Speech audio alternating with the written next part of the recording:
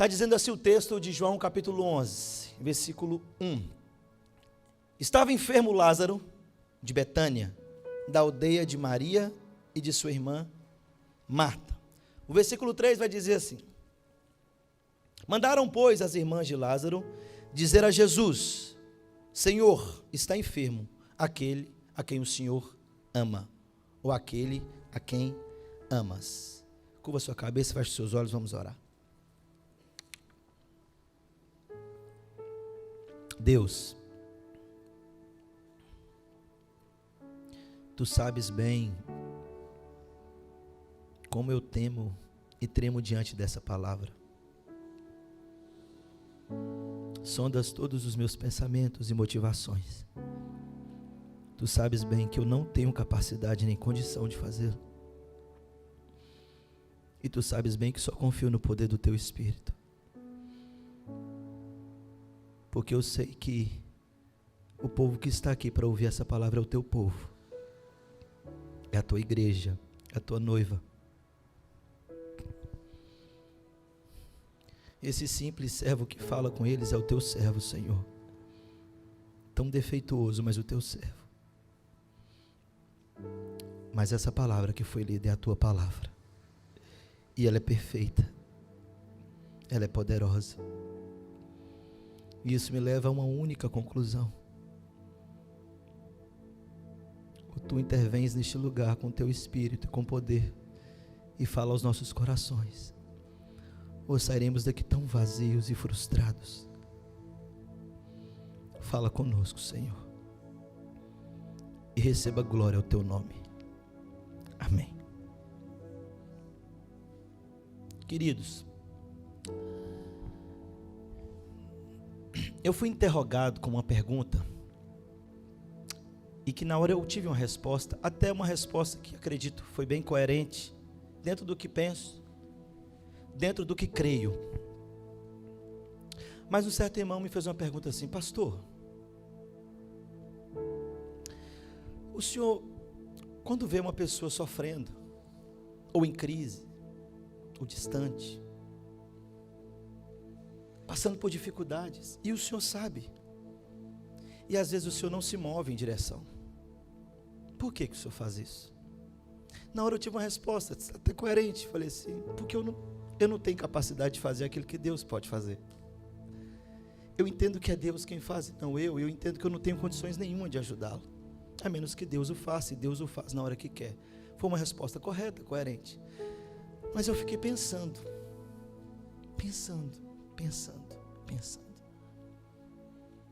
e pensei na perspectiva de quem estava sofrendo, e cheguei então, pensando sobre isso, eu lembrei da história de Lázaro, de Maria e de Marta, e de fato, irmãos, nós sentimos dores, e o pastor também sente dor. Deixa eu te contar essa novidade. O pastor também sofre. O pastor também tem dias que não quer ver nada, nem ninguém. Tem dias que ele está angustiado. Tem dias que ele está irritado. Também sentimos dor. E fato é que é muito ruim quando nós sentimos dor e alguém que talvez tenha a capacidade de nos ajudar, não nos ajuda na dor. E é muito ruim talvez o sentimento de saber que você pode ajudar e não ajudar na dor. Você já parou para pensar o que as mães são capazes de fazer pelos filhos? Você já percebeu como o amor que uma mãe tem por seu filho, ou que um pai tem por seu filho, faz com que ele tente de todas as formas para que o seu filho não sofra, para que ele não passe por dificuldades? Tem mães que chegam até o ponto de cometerem crime para evitar a dor do seu filho. Tem mães que têm a capacidade de ir ao extremo e perder até o senso do equilíbrio, até o bom senso, para evitar que o seu filho sinta dor, que o seu filho sofra. E talvez você fale assim: pastor, eu estou disposto a qualquer coisa para que os meus filhos não sofram, porque esse é o sentimento do pai, esse é o sentimento da mãe. E o que há de errado nesse sentimento? Nada. Esse é um sentimento normal de todo pai, de toda mãe. Eu ouvi uma vez uma reportagem de uma mãe que, eu não me lembro se foi 2 cachorros da raça Pitbull bravos que atacou o filho dela, e ela conseguiu voar em cima dos 2 cachorros e arrancar e lutar com os cachorros para tirar o filho de lá. Porque pai e mãe é capaz de ir até o maior limite em favor do seu filho. E você faz de tudo para que o seu filho não sofra. E você faz de tudo para que o seu filho não passe por tribulações. E você faz de tudo para que o seu filho seja bem-sucedido. Aconteça o melhor possível para ele. Mas deixa eu te dizer uma coisa, você sempre será frustrado. É impossível você poupar o seu filho de passar por dores. Todo o seu sofrimento vai ser em vão. Porque o meu amor como pai, o seu amor como pai, o seu amor como mãe, é um amor imperfeito. O nosso amor é imperfeito. E talvez você fale, mas pastor, mas o que há de errado nisso? Eu quero te dizer uma coisa, meu irmão e minha irmã. Quando você olha para Deus, que é aquele que ama de maneira perfeita, Ele não poupou o seu filho da dor. E a diferença minha para você, e a diferença minha e sua para Deus, é que nós não temos o controle das circunstâncias. Mas Ele tem. E quando nós olhamos então para essa situação aqui, para esse relato de Marta e Maria e de Lázaro, nós aprendemos coisas impressionantes. A primeira coisa que eu e você aprendemos é que a fé, a nossa fé em Cristo Jesus, ela cria nas pessoas que estão à nossa volta 2 tipos de sentimentos. Aos que creem, eles se alegram, e até alimentam a fé deles, e até fortalecem a fé deles. Quando você chega com uma palavra de fé, por exemplo, a Marta deu um testemunho aqui, para fortalecer a fé da igreja, na quinta-feira passada, no domingo. E de fato, quando nós damos testemunhos de fé, e quando nós apresentamos o Evangelho, e quando nós compartilhamos essa fé, alimentamos a fé daqueles que creem, mas causamos endurecimento e raiva daqueles que não creem. O mesmo sol que amolece a cera, endurece o barro. E é exatamente isso aqui que está acontecendo, nesse relato de Marta, de Maria e de Lázaro. O mesmo milagre que causou em muitos euforia e alegria, e a fé foi alimentada e eles creram em Jesus. Outros tramaram a morte de Jesus, tiveram raiva de Jesus. Muitos. Por isso, às vezes você faz e compartilha coisas da sua casa ou na sua família que é ímpia, e você está sofrendo às vezes, e compartilha do amor e da fé em Cristo Jesus, e eles falam, eu nunca vou andar com Jesus desse, olha como que você está. Talvez você já ouviu frases, nem de crente eu gosto, crente para mim é longe daqui. Não é assim? Minha sogra era assim. Se tinha uma igreja aberta, ela atravessava para o outro lado. Hoje minha sogra vem, depois de um tempo, que Deus faz essas coisas.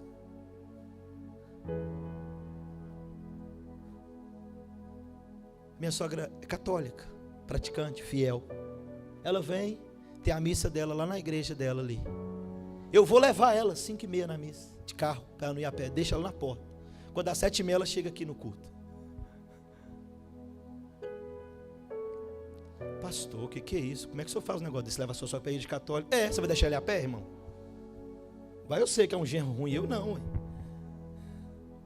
Mas pastor, como é que você quer que a sua converte? Quem convence é o Espírito Santo, não sou eu. Hoje ela vem para a igreja aqui, assiste o culto, e ela compartilha comigo. Júnior, o padre deu uma palavra que eu lembrei de você. Foi igual a palavra que o padre deu lá. Você pregou aqui hoje. E quando às vezes eu vou ver ela falar, é igual mesmo. Parece mesmo. Muda algumas coisas. E hoje ela vem nos cultos, manda oferta, não pode saber que a igreja está precisando de alguma coisa, movimenta as tias, os parentes, tudo, e abençoa a igreja. A mesma fé amolece o coração de uns, endurece o coração de outros.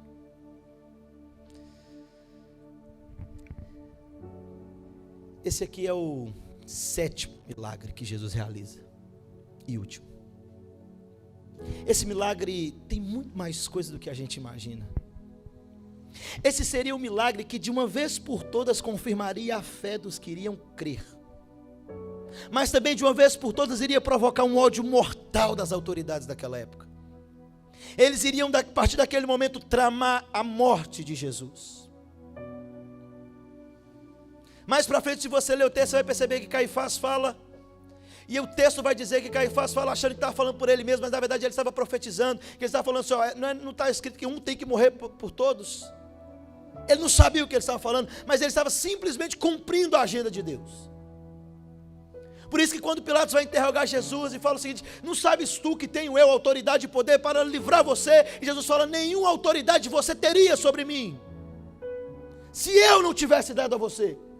Na verdade, Pilatos, você está cumprindo a agenda de Deus, você está cumprindo a agenda dos céus. E quando um dos discípulos tentou se levantar e falar o seguinte, não Senhor, não faça isso, ele falou, arreda Satanás, porque não partilha das coisas que estão nos céus, não partilha das coisas eternas. Sabe o que isso quer dizer? Que nada muda a agenda de Deus, nada muda os propósitos dele. Você pode espernear, você pode atirar da ponte, você pode fazer o que você quiser, nada muda os planos de Deus. E por que não muda, pastor? Pelo simples fato dele ser imutável, pelo simples fato dele ter todo o controle nas suas mãos. E você até acha que está fora do controle, muitas vezes está fora do meu e do seu, mas nunca esteve fora do controle dele, nunca esteve. A título de introdução eu quero afirmar uma coisa, preste atenção que esse é um relato de sofrimento. Sim, é um relato de sofrimento. Mas a título de introdução eu quero te afirmar que mesmo o fato de sermos amados por Jesus não dá a mim e a você imunidade especial. Mesmo sendo amados por Jesus, não quer dizer que nós não vamos passar por situações difíceis. Mesmo sendo amigos de Jesus, nós vamos passar por situações adversas. Talvez você fale o seguinte, eu sei pastor, o senhor fala muito isso aqui. O problema é que quando a situação vem, você não age como alguém que sabe. Nós não agimos como alguém que sabe. Lázaro era amigo de Jesus. E mais, aqui vai falar que Lázaro era amado por Jesus. Não, meu irmão, não era o meu amor imperfeito, nem o seu amor imperfeito. Era o amor perfeito. Nós sentimos amor. Aqui, quem fala que amava a Lázaro é o próprio amor. Ele fala, eu sou o amor. Lázaro é amado por ele. Mas mesmo sendo amigo de Jesus, mesmo sendo amado por Jesus, isso não blindou Lázaro de doenças, não blindou Lázaro de sofrimento, não blindou Lázaro de morte. E o texto vai falar que Lázaro não amava só Jesus, Lázaro amava Marta e a Maria. Sabe quem é essa Maria? Aquela que lavou os pés de Jesus com um perfume e enxugou com os cabelos. Essa mesmo. E nós temos aqui então um cenário que pode nos proporcionar muitas lições. Lições incríveis para a nossa caminhada com Jesus.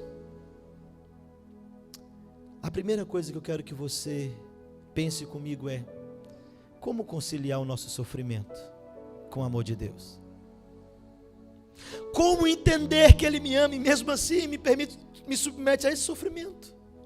Como entender que Ele me ama e mesmo assim eu estou passando por esse sofrimento? Como entender que Ele me ama? Mas talvez você fale o seguinte, é interessante que a gente consegue detectar algumas coisas. Quando o sofrimento, a circunstância é algo que você consegue controlar, ou algo que não dói tanto, você fala assim, não pastor, eu creio, o Senhor está controlando, Ele me ama, mesmo eu passando por essa situação, eu sei que Ele me ama, mesmo passando por essa situação, eu sei que todas as coisas cooperam para o bem daqueles que amam a Deus, e estufa até o peito. Se você for de uma igreja mais pentecostal, você bota um drive na voz, porque aí dá mais ênfase no negócio, e você parece ainda mais eloquente e espiritual. O problema é como conciliar a dor e o sofrimento quando o seu filho morre. Como conciliar a dor e o sofrimento quando o seu filho de 9 anos é acometido de um câncer, leucemia? Como conciliar a dor quando o seu casamento de 30 anos vai por água abaixo com uma decepção profunda? Como conciliar a dor e o amor de Jesus Quando você olha para as circunstâncias à sua volta e você percebe que você está só e que todos à sua volta que te amavam se foram, como entender o amor de Deus? Quando você sai da sua casa para poder passar férias com a sua família e um homem drogado vem e bate no carro e você perde a sua esposa e os seus filhos e você tem que viver agora só com essa dor, como entender o amor de Deus nessa dor? É dessa dor que eu estou dizendo. Como entender que Ele me ama? Quando dores assim me submetem, quando circunstâncias assim me submetem. Uns falam, pastor, Deus se esqueceu de mim. Mas a Bíblia fala assim, ainda que uma mãe se esqueça do seu filho, Deus jamais se esquecerá.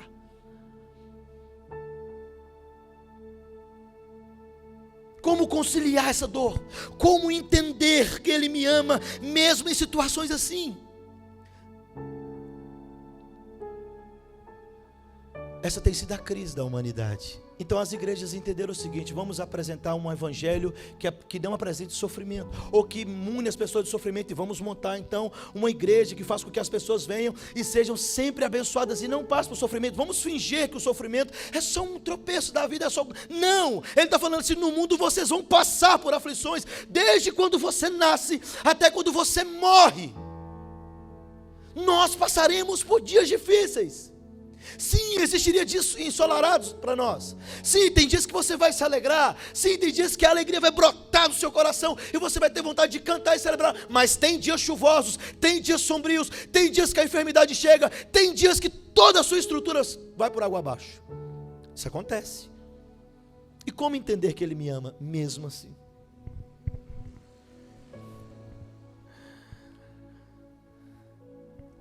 Talvez você fale, pastor, Deus está me punindo porque eu não amo Ele. Meu irmão, você só pode amá-lo porque Ele te amou primeiro.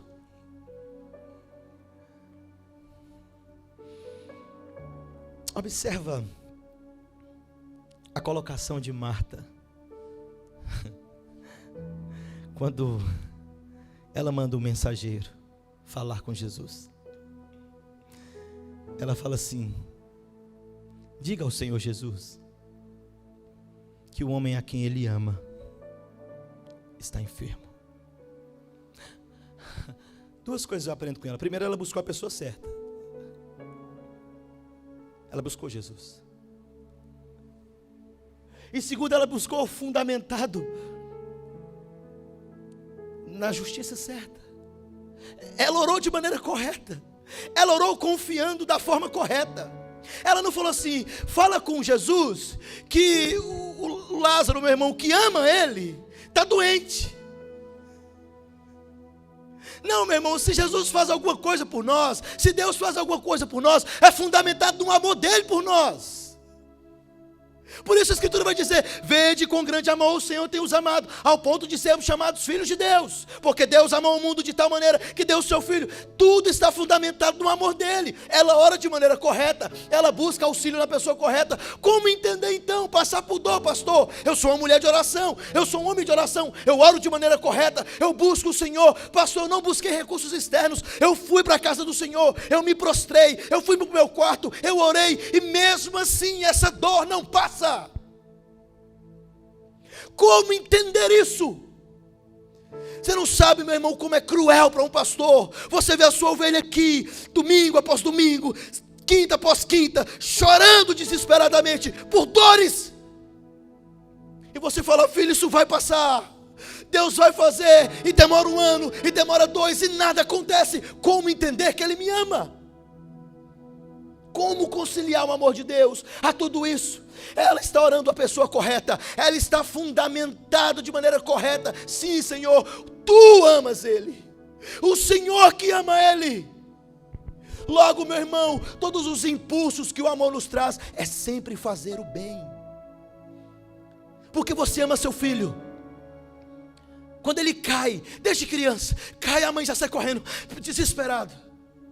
Eu me lembro quando a Maria Eduarda, a gente numa praia, ela pequenininha, a gente longe da gente, a gente sentada, ela foi brincar com as crianças, foi tomar banho de ducha. Ela grudou a mão na bomba, no fio de uma bomba descascada. Ela lourinha, branquinha, a mão dela ficou grudada, ela gritava, a gente não ouvia, e a mãozinha dela não soltava, com muito custo ela soltou a mão, a mãozinha dela chegou queimada. Meu coração disparava, e eu abraçava ela, agarrava, ela estava quentinha, eu abraçava ela forte, a mãe tentava tomar, eu falava, não! Porque quem ama quer livrar você da dor. E como entender que Jesus tem todo o poder, tem toda a autoridade, sabe de todas as coisas e não tira essa dor de mim? Como entender isso? Como entender isso? Marta ora da forma correta. Fala com o Senhor que o homem a quem Ele ama, é o amor dele que está em jogo, não o meu. Não era o amor de Lázaro por Jesus, mas o amor de Jesus por Lázaro. Mas a pergunta é, por que Jesus não curou Lázaro então à distância, como ele fez com a filha do oficial do rei? Como ele fez com a filha de Jairo? Por que ele não deu uma ordem? Ele não podia fazer isso? Sim, ele podia. Mas por que não fez? E talvez essas perguntas ecoam na sua vida e na sua mente, dia após dia. Por que, Senhor? Por que, Senhor? Preste atenção, nem todo sofrimento que você está submetido é porque você é infiel. Existem sim consequências graves das suas escolhas erradas aqui, das suas falhas. Mas nem todo sofrimento quer dizer que você é um infiel diante de Deus. Nem todo sofrimento, e muito menos que Ele não te ama. Como entender isso? Os judeus tiveram isso na cabeça. Quer ver? Leia o versículo 36 e 37. Para você compreender. Olha o que eles disseram. Então disseram os judeus: vede quanto o amava. Mas alguns objetaram: não podia ele abrir os olhos ao cego?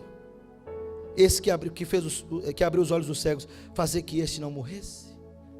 Esses judeus estavam ali em volta de Marta e Maria, se compadecendo da dor dela. E quando Jesus chegou e relata que ele chorou quando viu o túmulo, eles falaram: mas esse não é aquele que tem todo o poder, que deu vista aos cegos? Será que ele não podia fazer isso ao morrer? Já parou para pensar que às vezes você está passando por uma tribulação terrível, sentindo uma dor terrível, e chega algum irmão e fala assim: irmão, eu tenho que te contar o que Deus fez comigo. E Deus fez um negócio sobrenatural na vida dele, e não fez na sua. E você fala: mas por que, Senhor? Aí vem aquela frase de efeito que todo mundo fala, né? Não pergunte por quê, pergunte para quê.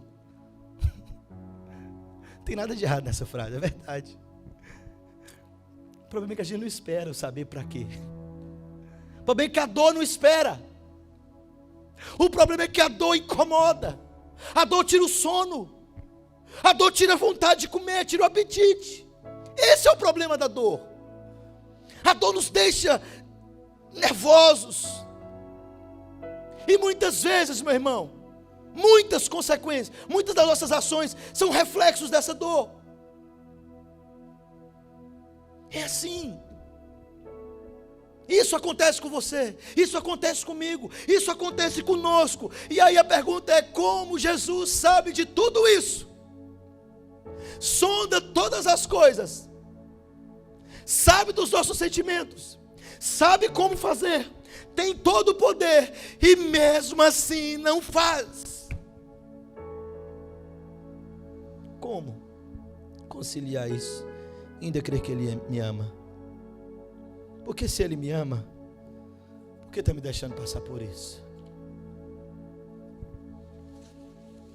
Talvez a resposta mais correta para esse questionamento é nós olharmos para Jesus e percebermos que perto do amor de Deus e do amor que Deus tem pelo seu Filho, o nosso amor não é nada. E perceber que somos muito imperfeitos, incapazes de amar, porque a única forma de podermos amar é porque Ele nos amou primeiro. E mesmo amando o seu Filho de tal maneira, Deus não privou o seu Filho de beber todo o cálice amargo da dor e do sofrimento e fosse cravado em uma cruz. Você já parou para pensar nisso? Mesmo Ele amando, mesmo sendo o Criador, mesmo tendo todo o poder.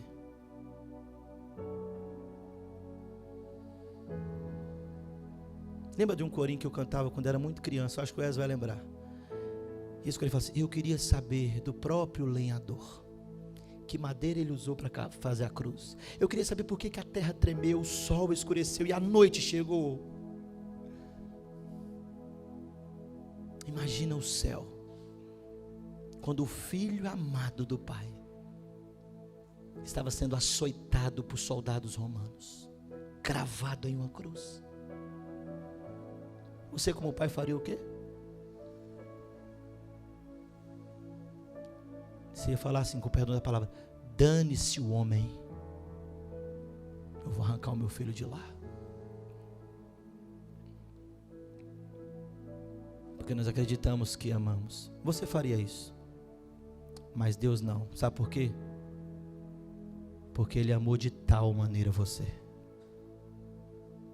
E agora, como entender que um Deus que me ama dessa forma me deixa sofrer assim, pastor?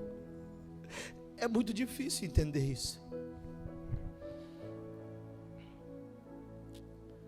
Você pegou a musiquinha, né? Esse cara é bom mesmo. Meu irmão, olha para os discípulos, dos apóstolos, dos 12 originais, 11 morreram como mártires, sofrendo, açoitados, lançados em prisões, decapitados, crucificados. 11. Será que Jesus não os amava? Que você precisa entender que o fato de você ser um discípulo de Jesus Cristo não te dá imunidade especial, mas te dá presença sobrenatural, porque Ele disse: eu vou estar com vocês todos os dias. Você talvez nem perceba essa presença, mas talvez a sua mente voe. Mas quando você acorda pela manhã, no primeiro suspiro Ele está falando: eu estou aqui. Por isso você suspirou.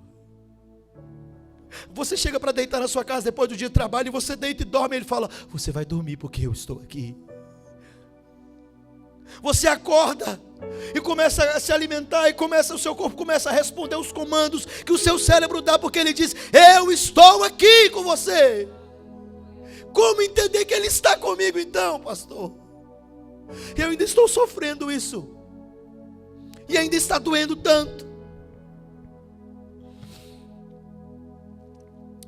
Como compreender a demora de Jesus em relação à minha dor? Olha o versículo 6. Ele vai dizer assim: quando, pois, soube que Lázaro estava doente, ainda se demorou mais 2 dias no lugar onde estava. Imagina o sofrimento de Marta e de Maria, vendo a vida do seu irmão escorrer, vendo a sua vida ser ceifada e tomada, e Jesus não está ali. E mais ainda, Ele não ir prontamente socorrer o seu amigo. Talvez a expectativa de Marta, quando enviou um mensageiro, é: assim que ele falar com Jesus, Jesus já vai voltar com esse mensageiro correndo. Porque é assim que a gente age, ou não é? Ou deveria.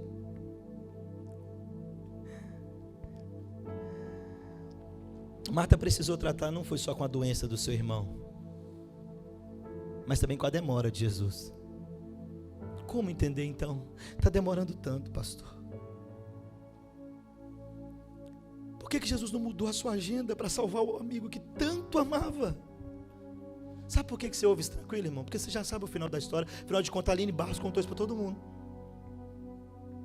Remove a minha pedra, chama pelo nome, vai para fora. Nananã. Eu não vou cantar essa daí hoje. Nós já cantamos aqui de manhã. Mas como entender então da sua dor? Você sabe o final da sua dor? Você sabe o que vai acontecer amanhã?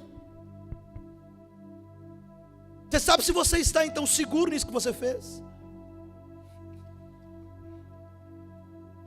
Qual é o final então da sua dor? Você pode descansar nisso?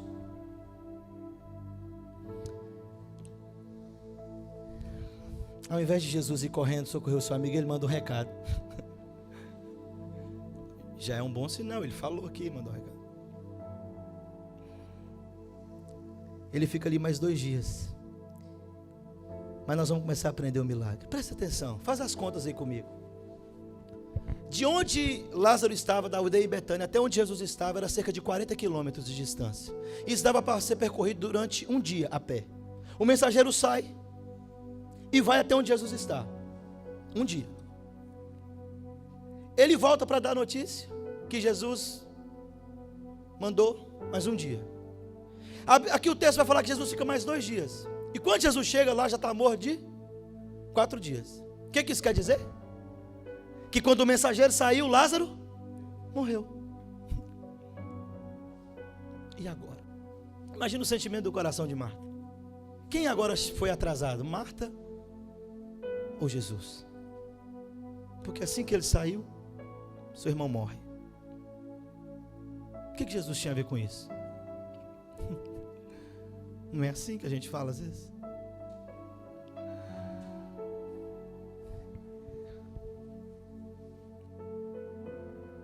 Mas preste atenção. Aí Marta teve que lidar com algumas questões que talvez eu e você temos que lidar também. Marta e Maria. Primeiro, Jesus não estava lá quando Lázaro adoeceu. A ausência de Jesus. Segundo, a demora de Jesus em vir. Talvez a expectativa dela fosse, assim que ele avisar, como ele ama tanto a Lázaro, meu irmão. E a Bíblia vai falar que ele não ama só Lázaro, ele ama Maria e Marta. Ele vai vir rapidamente. Ele vai parar tudo o que ele está fazendo. Porque afinal de contas, pastor, eu amo. Ou então, pastor, o senhor não ama. Porque o senhor não parou tudo para me atender. E nós fazemos isso com Jesus. Porque de fato ele não muda a agenda dele. Isso não quer dizer que Jesus não muda, meu pastor. A agenda dele é toda bagunçada. Ele tem que mudar algumas vezes, não tem jeito. E o pastor não é Jesus, né? Quero muito ser parecido com ele, mas nós aprendemos uma outra coisa. Jesus age no tempo dele, não no nosso. Isso a gente já está cansado de saber. A gente até fala isso, né? Não, pastor, está tudo bem, eu estou sofrendo, mas é o tempo de Deus. Eu nunca vi um pai enterrar um filho e falar é o tempo de Deus. Eu nunca vi uma esposa decepcionada com o marido por causa de uma falha e falar é o tempo de Deus. Eu nunca vi uma tragédia e você fala tudo bem, é o tempo de Deus. Porque nós não entendemos assim. Só dói. Só dói. E tudo que você quer é manifestar essa dor, porque afinal de contas dói. E não há nada de errado em falar que está doendo. Mas eu quero te dizer que a respeito da dor que você está sentindo, Deus não muda a agenda dele. Nós mudamos, porque nós não sabemos o que pode acontecer se caso nós não agirmos imediatamente. Mas ele controla o início, o meio e o fim. Você não entendeu ainda. O salmista vai dizer que todos os nossos dias, cada um deles foi escrito e contado e determinado todos por ele, quando nenhum deles ainda havia. Meu Deus, como é difícil entender isso. Como é difícil saber. Irmãos, eu tenho pensado muitas coisas sobre a vida nesse tempo. E até orei e falei, Senhor, eu acho que Salomão, ele tinha condição, ele realmente viajava mesmo na maionese, de tanta sabedoria.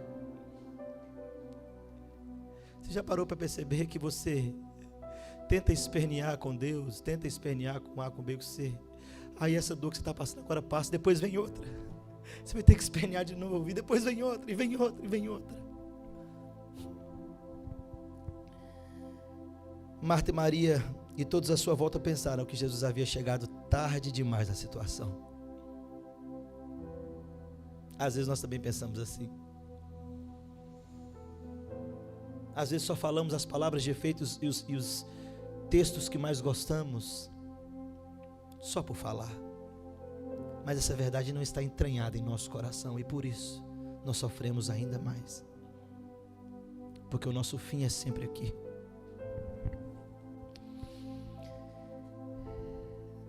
Elas olham para todos os lados e não vê solução. A demora de Jesus de se manifestar está assolando o coração delas. Talvez a demora de Jesus em responder muitas coisas está assolando o seu coração. E talvez você continue vivendo dessa forma e falando o seguinte: olha, Senhor, parece que o Senhor não está vendo, parece que o Senhor virou as costas para mim, parece que o Senhor está me punindo, parece que o Senhor está aquilo, parece, mas isso não é a verdade é que Ele está vendo, a verdade é que Ele tem poder para tirar você dali, a verdade é que Ele pode fazer, mas Ele não faz da sua maneira, Ele faz da forma dEle, como Ele quer, quando Ele quer, Ele controla a sua vida, Ele conduz você. Mas deixa eu te contar uma coisa,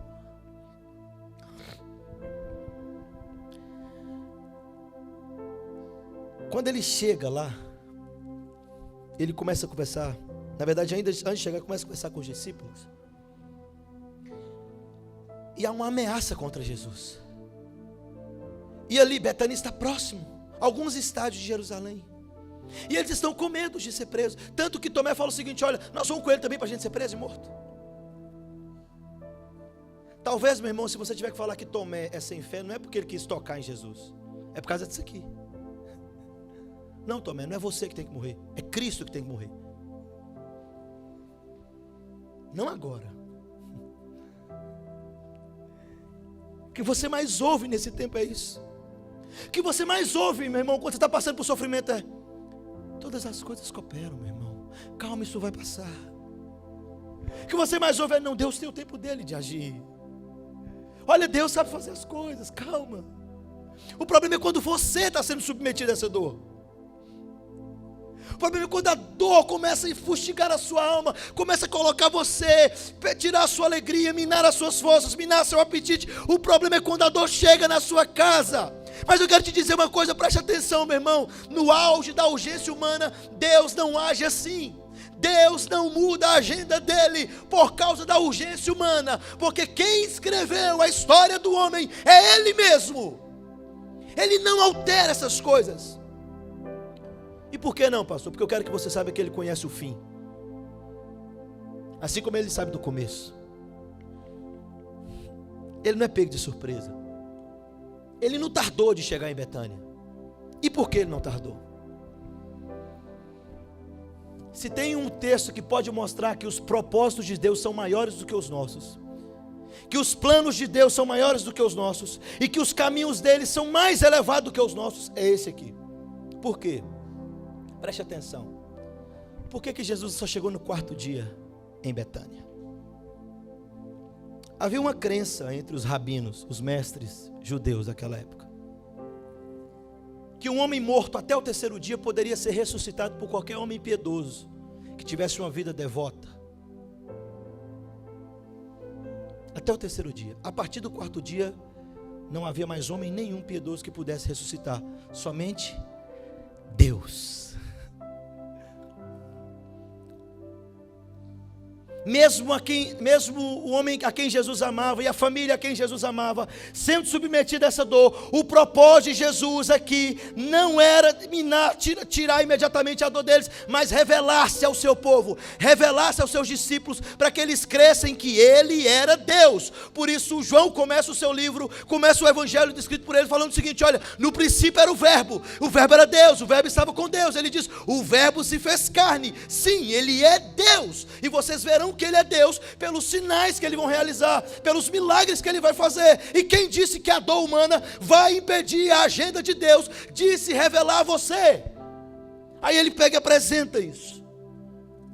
Ele chega então, se Ele tivesse chegado no 2º dia junto com o mensageiro, como talvez fosse a expectativa de Marta ou de Maria, Ele seria apenas só mais um homem piedoso, mais um rabino que apareceu, até realizou alguns milagres. E aí olha para você ver, ele é piedoso, ele é um homem de oração, e ele ressuscitou Lázaro. Se ele chegasse no 3º dia, ele também seria cotado como um homem comum, piedoso, que estivesse por aí. O problema é que eles não estavam diante de qualquer homem. E ele vira para os discípulos e fala o seguinte: nós vamos para Betânia. E tem um discurso, tem a conversa dele com os discípulos. Olha aí, versículo 11. Isso dizia ele, depois acrescentou: nosso amigo Lázaro adormeceu, mas vou para despertá-lo. Os discípulos disseram: Senhor, se dorme, está salvo. Jesus, porém, falava com respeito à morte de Lázaro, mas eles supunham que tivesse falado do repouso, do sono. Então Jesus lhes disse claramente: não, Lázaro morreu. ele está morto. E agora a chave da coisa. E por vossa causa me alegro, de que lá não estivesse, para que possais crer. Mas vamos lá ter com ele. Sabe o que Jesus está falando para os discípulos? Eu estou feliz por causa de vocês. Sim, o sofrimento de Lázaro e da sua família, mas eu estou feliz por causa de vocês, meus discípulos. Por quê? Porque se eu estivesse lá, eles iriam imediatamente a mim, e eu iria curá-lo. Sim. Mas o que foi estabelecido nos céus, foi eu me revelar como Deus. E Jesus se revela como Deus aqui, você vai perceber. Por isso nós só vamos no quarto dia. Porque no quarto dia, só Deus pode fazer.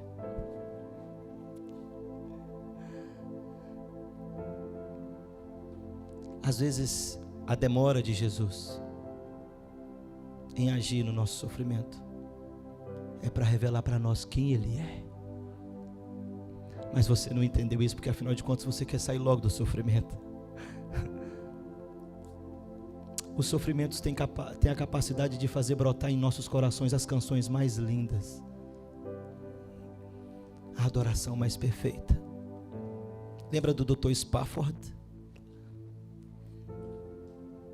Quando o seu escritório pegou fogo e ele resolveu tirar umas férias, viajar com a sua família, e antes de resolver algumas coisas, ele enviou a sua esposa com seus filhos, suas filhas no navio, e falou: vai, depois eu vou para encontrar com vocês lá. Depois ele fica sabendo de um naufrágio. Morreram muitas pessoas nesse naufrágio. Ele recebe uma carta da sua esposa. Está escrito assim: salva, porém só. Como entender a dor? Como entender o amor de Jesus no meio de uma dor dessa? Ele então pega o navio e vai para encontrar com a sua família, com a sua esposa. E pergunta para o capitão do navio: onde aconteceu o naufrágio? E ele disse: foi aqui, doutor. E quando ele chegou naquele local onde foi o naufrágio, ele compôs um hino. E a dor desse homem fez com que brotasse um hino que consolasse corações por gerações. E ainda consola, e certamente consolará até o final. Ele compôs um hino assim: se paz a mais doce me deres gozar, se dor a mais forte sofrer, ó seja onde for, tu me fazes saber que feliz com Jesus sempre sou. Sou feliz com Jesus. Sou feliz com Jesus, meu Senhor. Pronto, conheceu o Dr. Spafford. Talvez, meu irmão, esse sofrimento que você está passando vai produzir em você gestos e canções de louvor, de adoração, ou experiências que vão consolar tantos outros. Mas você não entendeu isso ainda. Continua querendo culpar alguém, culpar a você mesmo, ou culpar a Deus, ou culpar o pastor, talvez.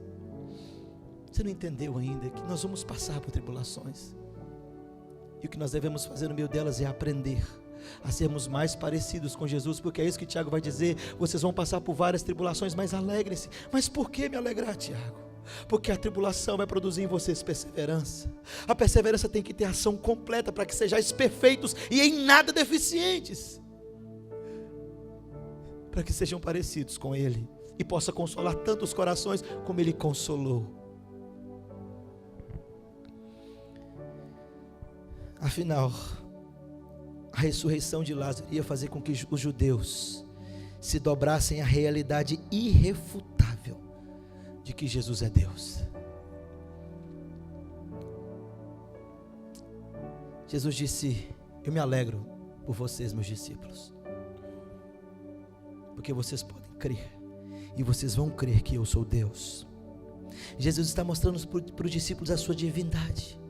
Quando Ele transforma água em vinho, quando Ele multiplica pães e peixes, quando Ele anda sobre as águas, Ele está mostrando que somente Deus pode manipular as leis da natureza dessa forma. Quando Ele ordena a sua criação que pare, somente Deus pode dar ordem à criação. Quando Jesus cura à distância a filha de oficial de um rei, quando Ele levantou um paralítico de 38 anos, quando Ele curou um cego de nascença, Jesus está mostrando que só Ele pode tirar o homem desse estado de miséria. Só Ele tem poder para fazer isso. Só Ele pode curar com uma ordem. Só Ele pode restaurar o globo ocular de um homem. Só Jesus pode tirar você e a mim da miséria humana que nós às vezes somos submetidos. Só Ele pode fazer isso. Meu irmão, na verdade, quando Ele está transformando água em vinho, Ele está dizendo para mim e para você assim: a nova vida chegou, filhos. Por isso esse foi o primeiro milagre dele. Agora vocês vão beber um vinho novo, uma vida nova. O verbo se fez carne, eu estou aqui, Ele está dizendo. Vocês vão beber tudo novo. Quando Ele cura aquele garoto, filho do oficial à distância, Ele está falando assim: olha, preste atenção, não tenham medo, eu sou onipresente. Eu dou uma ordem aqui e as coisas acontecem lá no Japão, porque eu sou onipresente. Quando Ele cura o paralítico no tanque de Betesda, lembra? Quanta falta de misericórdia naqueles que estavam ali. Porque cada um queria o que era de si mesmo, e a misericórdia é colocar o seu coração na dor, na miséria do outro. E Jesus mostra o seguinte: olha, eu sou misericordioso quando Ele cura o paralítico.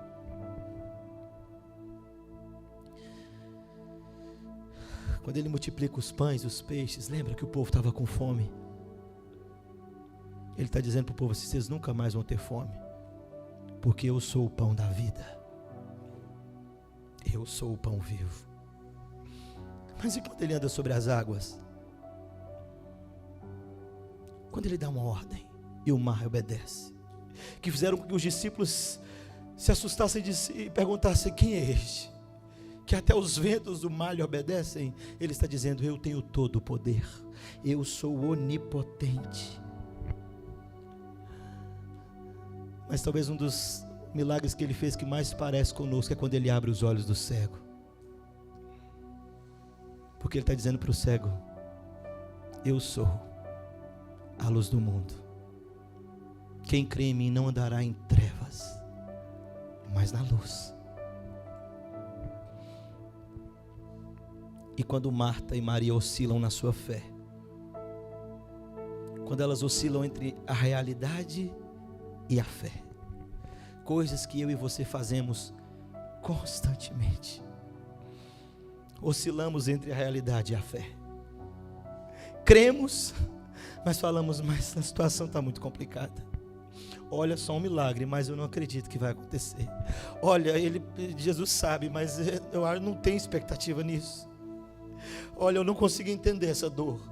Olha, eu não sei por que isso está acontecendo, mas não dá mais para continuar, pastor.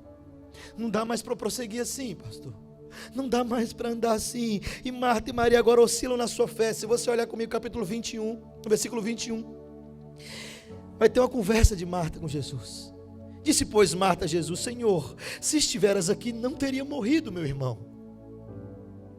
Mas também sei, Senhor, olha aí, ela oscilando, que mesmo agora, tudo quanto pedides a Deus, Deus te concederá. Olha a fé sendo robusta de novo. Declarou-lhe Jesus: teu irmão há de ressurgir. Olha a fé caindo de novo, é a realidade tomando conta.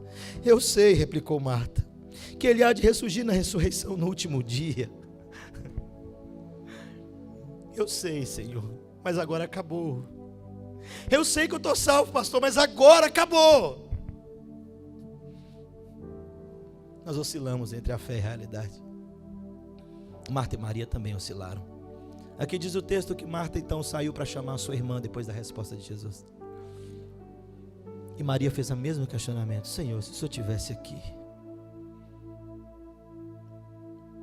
Não é assim, irmão? Tem situações que nós passamos que parece que Deus não está lá. Parece que Ele saiu para resolver um outro problema com outra pessoa mais importante do que eu, pastor. Parece que eu estou só.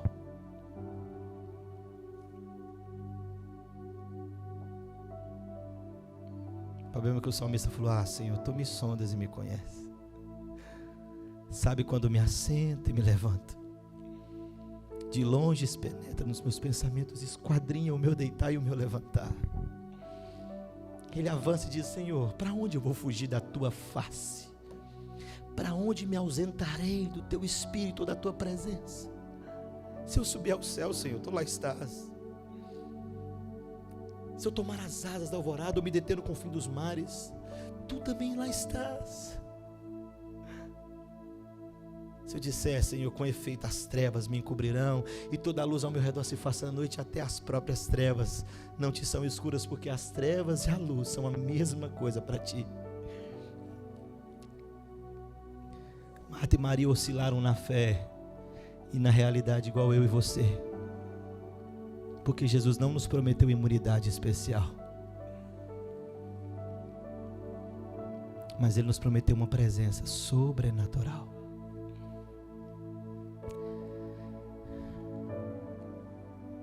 Quando Marta então faz essa pergunta: Senhor, eu sei que Ele vai se ressurgir, mas no último dia, Ele disse: Marta, eu não fui somente, eu não serei somente, eu sou, Marta, a ressurreição e a vida. Jesus está falando assim para mim e para você: eu não fui o Deus somente que tirou o povo do deserto, do Egito, e conduziu o povo ao deserto por 40 anos. Eu não fui o Deus somente que fez grandes prodígios e sinais. Eu não sou somente o Deus que virá, levará o seu povo, destruirá o anticristo com o sopro da sua boca. Eu não sou somente o Deus que vai vir redimir a sua igreja. Ele está dizendo: eu não fui e serei somente, eu sou o Deus que age hoje, ainda agora, e que conduz a sua vida, e que controla a sua vida. Eu sou o Deus de hoje.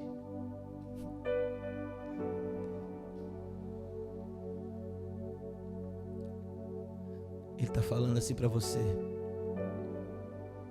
Talvez você ache que as coisas que fiz no passado ficaram lá. Você até crê que eu vou voltar e sou o ômega. Até você crê que eu sou o alfa. Mas você precisa entender que eu sou o Deus Emanuel. Eu sou o Deus conosco. Eu sou o Deus que estou com vocês. Então ele chega até aquele túmulo e fala: retirem a pedra. Já é o 4º dia. Ninguém mais pode fazer nada. Senhor, não faça isso, Senhor. Nós sabemos que Tu és um rabino piedoso, mas já cheira mal, Senhor. Senhor, já tem 4 dias. Retirem a pedra. E uma ordem só dele: Lázaro, vem para fora. Você entende toda essa loucura da sua vida? Basta uma palavra dele. Mas por que, Senhor, então não dás essa palavra? Porque não fala só uma ordem para tudo se acalmar? Talvez você ainda tenha sido um aluno muito indisciplinado e não tenha aprendido com as provações. Mas Ele vai te ensinar. Sabe por quê? Ele não perdeu o controle da sua vida. Nunca perderá. E deixa eu te contar uma coisa. Ele usou um profeta há um tempo atrás para dizer isso. Meus filhos, eu sei os pensamentos que tenho a vosso respeito. São pensamentos de paz, não de mal, para vos dar o futuro que desejais, para vos dar um fim. Eu sou o Deus hoje. E talvez o que você está precisando é entender isso. Ele é o Deus hoje. Não age no seu tempo, mas no tempo dele. Não faz da sua forma, mas da forma dele. Não muda a agenda dele por causa do seu desespero, do meu desespero. Ele é Deus e vai cumprir todos os seus propósitos.